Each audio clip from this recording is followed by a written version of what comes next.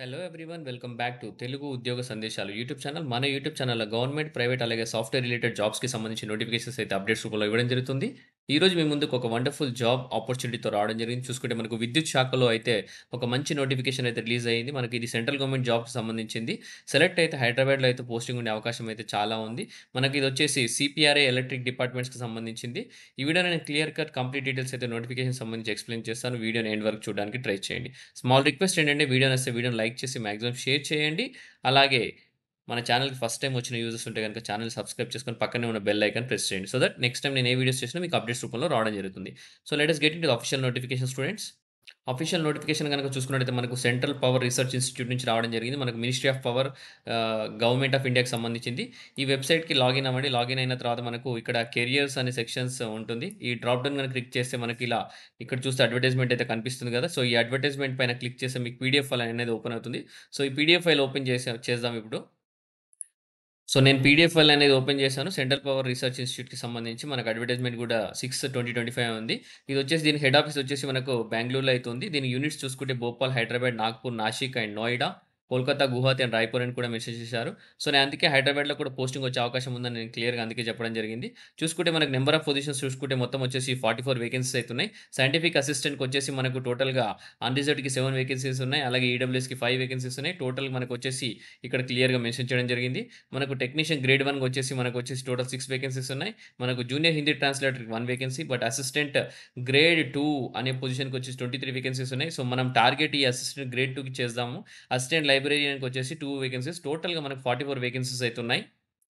So, important dates గనుక చూసుకున్నట్టయితే మనకొచ్చేసి మనకు 5థ్ మే రోజైతే అప్లికేషన్ అయితే రిజిస్ట్రేషన్ ప్రాసెస్ స్టార్ట్ అవుతుంది. మనకు 25థ్ మే అయితే లాస్ట్ డేట్ అయితే ఉంది. ఇక్కడ క్లియర్‌గా మెన్షన్ చేయడం జరిగింది. కట్ ఆఫ్ డేట్ గనక చూసుకుంటే అకాడమిక్ క్వాలిఫికేషన్ అప్పర్ ఏజ్‌కొచ్చేసి 25థ్ మే అని కూడా క్లియర్‌గా మెన్షన్ చేయడం జరిగింది. సో, ఇంపార్టెంట్ డేట్స్ అయితే ఇవి. ప్రతి ఒక్కరు నోట్ చేసుకో సో, పేమెంట్ ఆఫ్ ఫీజ్ అనమాట. అప్లికేషన్ ఫీజ్‌కి సంబంధించి ఇంక్లూజివ్ ఆఫ్ జీఎస్టీ ఉంది ఇక్కడ మెన్షన్ చేసి. Scientific assistant, engineering assistant, Hindi ట్రాన్స్‌లేటర్‌కొచ్చేసి 1000 ఉంటుంది ఫర్ ఈచ్ పొజిషన్. అలాగే ఫీజ్ ఇదనమాట. Technician grade 1, assistant grade 2 and assistant లైబ్రేరియన్‌కొచ్చేసి 700 ఉంటుందని క్లియర్‌గా మెన్షన్ చేశారు. అది వచ్చేసి ఈడబ్ల్యూఎస్ క్యాండిడేట్స్, ఓబీసీ అలాగే అన్‌రిజర్వ్డ్ క్యాండిడేట్స్‌కి. ఎస్సీ, ఎస్టీకి, పీడబ్ల్యూడీ, ఎక్స్ సర్వీస్ మెన్, విమెన్‌కొచ్చేసి ఎగ్జామ్టెడ్ అనమాట. ఎటువంటి ఫీజ్ అయితే సబ్మిట్ చేయడం అవసరం లేదని క్లియర్‌గా మెన్షన్ చేశారు. సో, ఓన్లీ ఆన్‌లైన్ అప్లికేషనే వీళ్ళు కన్సిడర్ చేస్తున్నారని క్లియర్‌గా మెన్షన్ చేయడం జరిగింది. సో, ఫీ స్ట్రక్చర్ కూడా ఎక్స్‌ప్లెయిన్ చేశాను. సో, నెక్స్ట్ వచ్చేసి పే స్ట్రక్చర్ అలాగే సెలక్షన్ ప్రొసీజర్ గనక చూసుకున్నట్టయితే మనకు పే స్ట్రక్చర్ సైంటిఫిక్ అసిస్టెంట్‌కి చూసుకుంటే మనకు లెవెల్ 6 అనమాట. 35,400 నుంచి 1,12,400 వరకైతే బేసిక్ ఉంటుంది. సెలక్షన్ ప్రొసీజర్ వచ్చేసి కంప్యూటర్ బేస్డ్ టెస్ట్ ఉంటదని క్లియర్‌గా మెన్షన్ చేయడం జరిగింది. And job specific practical skill test ఉంటుంది. ఇంజినీరింగ్ అసిస్టెంట్‌కి కూడా మనకు pay scale same as scientific assistant అనమాట. ఇది కూడా selection procedure computer based test ఉంటుందనమాట. టెక్నీషియన్ గ్రేడ్ 1కి వచ్చేసి పే స్కేల్ 90,900 నుంచి 63,200 వరకైతే పే స్కేల్ ఉంటుంది. బేసిక్ అనమాట ఇది. మనకు సెలక్షన్ ప్రొసీజర్ వచ్చేసి కంప్యూటర్ బేస్డ్ టెస్ట్ ఉంటుంది. అలాగే దాంతో పాటు క్వాలిఫైడ్ ట్రేడ్ టెస్ట్ ఉంటదని మెన్షన్ చేశారు. సో, హిందీ ట్రాన్స్‌లేటర్‌కి వచ్చేసి 35,200 దానికి కూడా 1,12,400 వరకైతే బేసిక్ పే ఉంటుంది. దీనికి సెలక్షన్ కూడా కంప్యూటర్ బేస్డ్ టెస్ట్ అయితే అవసరం అనమాట. అసిస్టెంట్ గ్రేడ్ 2 ఏదైతే మనం చెప్పుకుంటున్నామో ఇందుట్లో ఎక్కువ పొజిషన్స్ ఉన్నాయో ఇది టార్గెట్ చేద్దామని. దీనికి బేసిక్ వచ్చేసి 25,500 నుంచి 81,100 ఉంది. సెలక్షన్ వచ్చేసి మనకు performance based on the computer based test అని క్లియర్‌గా మెన్షన్ చేశారు. ఎటువంటి ఇంకా వేరేదేం లేదు. జస్ట్ కంప్యూటర్ బేస్డ్ టెస్ట్ ఒకటి సరిపోతుంది. అసిస్టెంట్ లైబ్రరీకి కూడా సేమ్ బేసిక్ పే ఉంది. లెవెల్ 4కి సంబంధించి.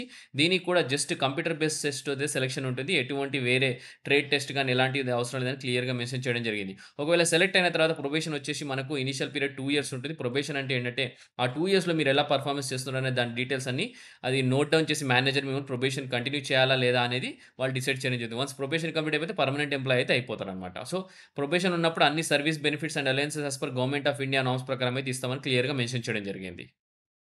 సో, మనం ఇప్పుడు ఎలిజిబిలిటీ క్రైటీరియాలోకెళ్ళిపోదాం. మనకు ఎడ్యుకేషనల్ క్వాలిఫికేషన్ కావాల్సినయి. నేను నేను చెప్పిందేంటంటే స్టార్టింగ్ నుంచి అసిస్టెంట్ గ్రేడ్ 2 లైబ్రేరియన్, అసిస్టెంట్ లైబ్రేరియన్‌కి సంబంధించి టార్గెట్ చేద్దామని. సో, దీనికి సంబంధించి ఏంటంటే educational qualification first class BA ఉంటే సరిపోతుంది. లేదా BSc, BCom, BBA, BBM, BCA degree from recognised university అని క్లియర్‌గా మెన్షన్ చేశారు. And minimum grade B in basic computer course అని మెన్షన్ చేశారు. కండక్టెడ్ బై ఎన్ఐఈఎల్ఐటీ అని ఇక్కడ మెన్షన్ చేయడం జరిగింది. వచ్చేసి మాక్సిమం ఏజ్ వచ్చి 30 ఇయర్స్ అని క్లియర్‌గా మెన్షన్ చేయడం జరిగింది. అసిస్టెంట్ లైబ్రరీకి వచ్చేసి ఏదైనా university degree with diploma in libraries అంటే సరిపోతుందని క్లియర్‌గా మెన్షన్ చేశారు. 30 ఇయర్స్ అయితే మాక్సిమం. జూనియర్ హిందీ ట్రాన్స్‌లేటర్‌కి వచ్చేసి డిగ్రీ ఉండాలా. అలాగే విత్ హిందీ అని క్లియర్‌గా మెన్షన్ చేశారు. And English as elective subject అనమాట. దీనికి కూడా మాక్సిమం ఏజ్ 30 ఇయర్స్ అనమాట. టెక్నీషియన్ గ్రేడ్ 1కి వచ్చేసి ఐటీఐ ట్రేడ్ సర్టిఫికేట్ సరిపోతుంది. జస్ట్ ఎలక్ట్రికల్‌లో దీనికి 28 ఇయర్స్ అయితే మాక్సిమం ఏజ్ అనమాట. వచ్చేసి మనకొచ్చేసి ఇంజినీరింగ్ అసిస్టెంట్‌కి first class 3 year diploma in engineering ఉండాలి. Technology in electrical, civil with 5 years of experience relevant field అనమాట. 35 మాక్సిమం ఏజ్. సైంటిఫిక్ అసిస్టెంట్‌కి కూడా first class BSc in chemistry from recognised university with 5 years of experience ఉండాలని క్లియర్‌గా mention చేయడం జరిగింది. So, maximum age వచ్చేసి 35 years అనమాట. యాస్ పర్ గవర్నమెంట్ రూల్స్ మళ్ళీ రిలాక్సేషన్ అయితే ఉంది మనకు. ఆ రిలాక్సేషన్ మీ అందరికి తెలిసిందే. So, OBC, SC, ST, PWD candidates సంబంధించిన రిలాక్సేషన్. సో, ఈ ఆపర్చునిటీ అస్సలు మిస్ చేసుకోకండి. చాలా మంచి ఆపర్చునిటీ. సెంట్రల్ పవర్ రీసెర్చ్ సంబంధించిన ఆపర్చునిటీ ఇన్‌స్టిట్యూట్ గవర్నమెంట్ ఆఫ్ ఇండియాకి సంబంధించింది. పోస్టింగ్ సెలెక్ట్ అయితే హైదరాబాద్‌లో ఉండే అవకాశం చాలా ఎక్కువ ఉందని చెప్పుకోవచ్చు. సో, వీడియో మీ అందరికి నచ్చిందనుకుంటే నచ్చితే వీడియోని లైక్ చేసి మాక్సిమం షేర్ చేయండి. ఇంకేమైనా డౌట్స్ ఉంటే కమెంట్స్ చేయండి. కమెంట్ బాక్స్‌లో కమెంట్ చేయండి. నేను ఫర్దర్‌గా లుకప్ చేస్తాను. సో, ఇంకా ఇన్ఫర్మేషన్ కావాలన్నా కూడా మీరు పింగ్ చేయొచ్చనమాట. Okay. Thank you for watching the video. Have a great day.